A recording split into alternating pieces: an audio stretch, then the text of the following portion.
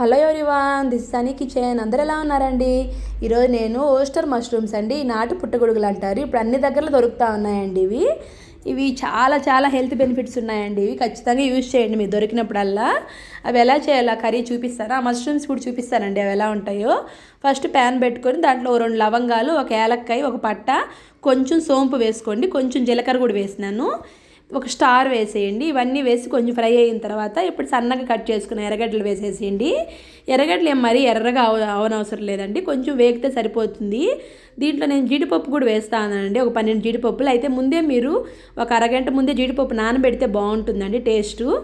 దీంట్లోనే ఒక 2-3 టమోటాలు వేసినాను. చిన్న టమోటాలు అయితే ఒక 3, పెద్ద టమోటాలు అయితే 2 సరిపోతాయి. ఇప్పుడు జీడిపప్పులు కూడా వేసేసుకొని కొంచెం బాగా వేయించండి, టమోటాలంతా మెత్తబడేంత వరకు. దీంట్లోనే ఒక చిన్న అల్లం ముక్కలు ఒక 2, తెల్లగడ్డలు వచ్చి సగం తెల్లబాయ వేసేసానండి ఒక గడ్డలో. తెల్లబాయ వేసినారంటే టేస్ట్ చాలా బాగుంటుందండి, అల్లం కన్నా తెల్లబాయ ఎక్కువ పడిందంటే. జీడిపప్పులు నానబెట్టేటివే వేసుకోండి, అప్పుడు మీకు బాగుంటుందండి. చూసారు కదా బాగా వేగిపోయినాయి, పక్కన పెట్టేసుకొని పేస్ట్ చేసేసుకోండి. ఇప్పుడే ప్యాన్ పెట్టుకొని దాంట్లోనే కొంచెం ఆయిల్, కొంచెం బటర్ వేసినాను.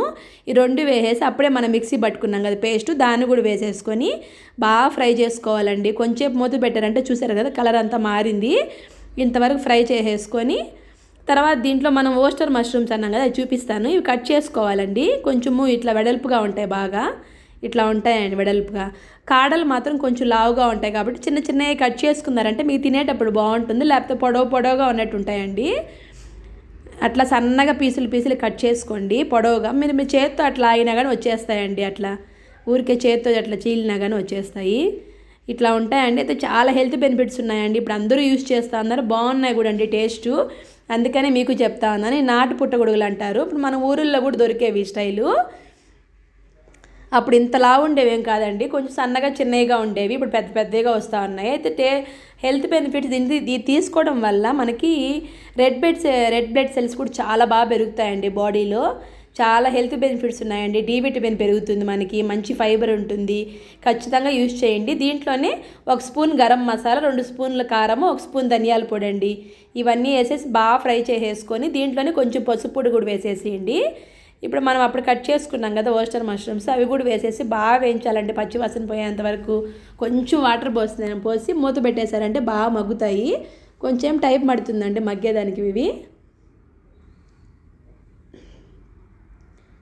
అయితే మనకు తినేటప్పుడు ఇవి ఎంత ఉడికినా కానండి కాడలు పొడవుగా ఉంటాయి కాబట్టి తినేటప్పుడు కొంచెం కచ్చాపచ్చాగా ఉన్నట్టు ఉంటుందండి, కొంచెం లబ్బర్గా ఉన్నట్టు. కానీ టేస్ట్ మాత్రం చాలా బాగుంటాయండి. కొంచెం నవిలి తినాలంతే వీటిని.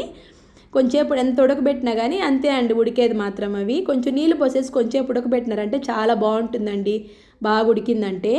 ఈ జీడిపప్పు అవన్నీ వేయడం వల్ల టేస్ట్ అయితే భలే ఉంటుందండి, చిన్నపిల్లలకు కూడా చాలా బాగా నచ్చుతుంది. చపాతీలోకి కానీ వాటికి కానీ టేస్ట్ మాత్రం పర్ఫెక్ట్గా ఉంటుందండి, ఖచ్చితంగా మిస్ చేసుకోకండి. ఇది నేను ప్లెయిన్ పులావ్ చేస్తా ఉన్నాను ఈ కర్రీ. ఆ పులావ్ రెసిపీ కూడా పెడతానండి నేను షార్ట్స్లో, లాంగ్ వీడియోలో పెడతాను, సారీ. పులావ్లోకి చాలా చాలా బాగా పర్ఫెక్ట్గా వచ్చిందండి టేస్ట్ మాత్రము. ఖచ్చితంగా ట్రై చేయండి ఈ రెసిపీ. చపాతీలోకి కావాలన్నప్పుడు ఒకసారి ఈ స్టైల్ ట్రై చేయండి, చాలా నచ్చుతుందండి మీకు టేస్టు. లాస్ట్లో నేను చోలే మసాలా పొడి ఉందండి, దాన్ని కొంచెం వేసినాను. ఆ పౌడర్ వేయడం వల్ల టేస్ట్ కొంచెం ఎన్హాన్స్ అవుతుందండి, చాలా బాగుంది. ఖచ్చితంగా అది వేసుకోండి. లాస్ట్లో దించే ముందు కొంచెం నిమ్మకాయ పిండుకుంటే సరిపోతుంది, అంతే అండి. మీకు రెసిపీ రెడీ అండి. మీకు నచ్చుంటే లైక్ చేయండి, షేర్ చేయండి, సబ్స్క్రైబ్ చేయండి. ఓకే అండి, బాయ్ అండి.